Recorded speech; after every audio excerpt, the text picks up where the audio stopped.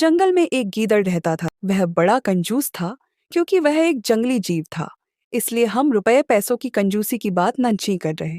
वह कंजूसी अपने शिकार को खाने में किया करता था।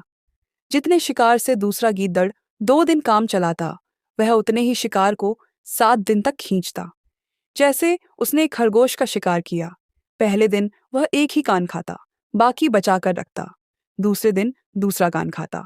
ठीक वैसे जैसे कंजूस व्यक्ति पैसा घिस घिस कर खर्च करता है, गीदड़ अपने पेट की कंजूसी करता। इस चक्कर में प्रायः भूखा रह जाता, इसलिए दुर्बल भी बहुत हो गया था।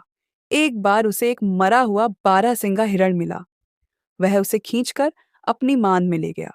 उसने पहले हिरण के सींग खाने का फैसला किया ताकि मांस बचा रहे। कई दिन वह बस सींग चबाता रहा। इस बीच हिरण का मांस सड़ गया और वह केवल गिद्धों के खाने लायक रह गया। इस प्रकार मक्खी चूस गीदड़ प्रायः हंसी का पात्र बनता। जब वह बाहर निकलता तो दूसरे जीव उसका मरियल सा शरीर देखते और कहते, वह देखो, मक्खी चूस जा रहा है, पर वह परवाह न करता।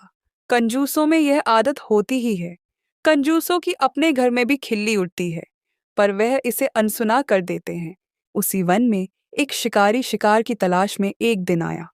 उसने एक स्वर को देखा और निशाना लगाकर तीर छोड़ा। तीर जंगली स्वर की कमर को बींधता हुआ शरीर में घुसा। क्रोधित स्वर शिकारी की ओर दौड़ा और उसने खच से अपने नुकीले दंत शिकारी के पेट में घोंप दिए। शिकारी और शिकार दोनों मर गए। तभी वहां मक्खी चूस गीदड़ आ निकला। वह खुशी से उछल पड़ा। शिकारी व स्वर के मांस को कम से कम 2 महीने चलाना है, उसने हिसाब लगाया। रोज थोड़ा थोड़ा खाऊंगा, वह बोला। तभी उसकी नजर पास ही पड़े धनुष पर पड़ी। उसने धनुष को सूंघा।